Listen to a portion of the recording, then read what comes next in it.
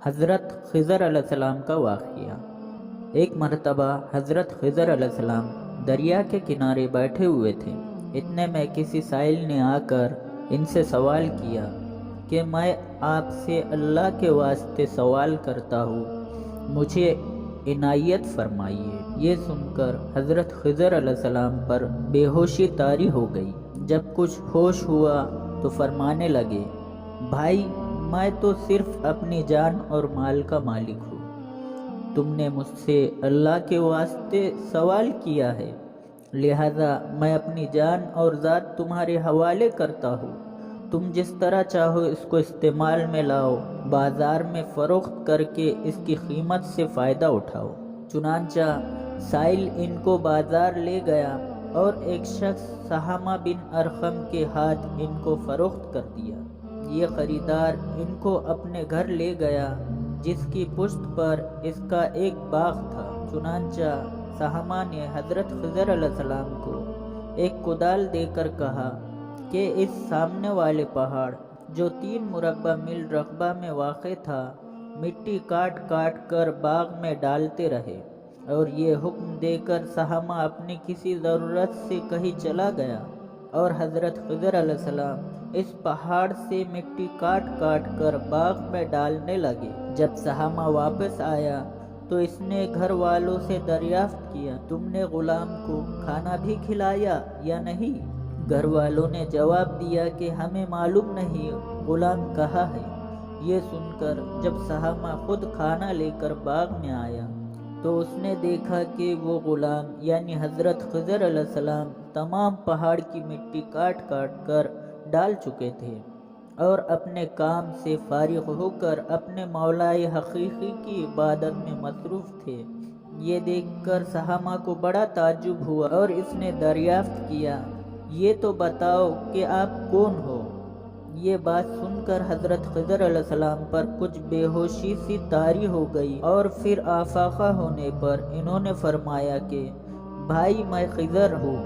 جس کو سن کر سہامہ کے ہوش اڑ گئے کہ تو نے یہ کیا کیا، ان کو غلام بنا کر ایسے کام پر لگایا، یہ تو انتہائی گستاخی ہوئی۔ پھر ہوش آنے پر سہامہ نے توبہ کی اور پروردگار سے عذر خواہی کے ساتھ حضرت خضر علیہ السلام کو آزاد کر دیا۔ جناب باری میں عرض کیا کہ اے اللہ مجھ سے اس کا مواخذہ نہ فرمائیے، کیونکہ میں ان کو جانتا نہیں تھا۔ اس کے بعد حضرت خضر علیہ السلام نے دعا فرمائی اور سجدہ شکر بجا لائی کہ اے میرے پروردگار، میں تیرے ہی حق میں غلام بنا اور تیرے ہی حق میں آزاد ہوا، اس پر تیرا شکر گزار ہوں۔ بعد ازاں واپسی کی اجازت لے کر جب دریا پر واپس آئے تو دیکھا ایک شخص کھڑا دعا مانگ رہا ہے کہ اے میرے رب، حضرت خضر علیہ السلام کو غلامی سے رہائی عطا فرما دے اور ان کی توبہ قبول فرما لے۔ حضرت خضر علیہ السلام نے یہ دیکھ کر اس شخص سے دریافت کیا کہ آخر تو کون ہے؟ تو اس شخص نے بتایا، میں تو شاذون ہوں، آپ کون ہیں؟ انہوں نے فرمایا کہ میں خضر ہوں۔ اس کے بعد شاذون نے کہا، اے خضر، تم نے اپنے لیے رہنے کا مکان بنا کر دنیا طلب کی ہے، کیونکہ حضرت خضر علیہ السلام کا دریا کے کنارے پر ایک عبادت خانہ تھا۔ بس یہ سن کر وہ فوراً میدان میں نکل آئے اور وہی اللہ کی عبادت میں مصروف ہو گئے۔ اس کے بعد حضرت خضر علیہ السلام نے اسی جگہ ایک درخت لگایا اور اس کے سائے میں عبادت شروع کی تو آواز آئی، اے خضر، جب تم نے درخت کے سائے میں سجدہ کیا تو تم نے دنیا کو آخرت پر ترجیح دی۔ مجھے اپنی عزت و جلال کی قسم ہے، مجھے دنیا کی محبت میں رضامندی نہیں۔ اس کے بعد حضرت خضر علیہ السلام نے شاذون فرشتے سے کہا کہ اے شاذون، دعا کرو کہ اللہ تعالیٰ میری توبہ قبول فرمائے۔ چنانچہ شاذون نے دعا کی اور اللہ تعالیٰ نے شاذون کی برکت سے حضرت خضر علیہ السلام کی توبہ قبول فرمائی۔ خدا کے برگزیدہ بندے اسی حالت میں راضی رہتے ہیں جو اللہ کو منظور ہے۔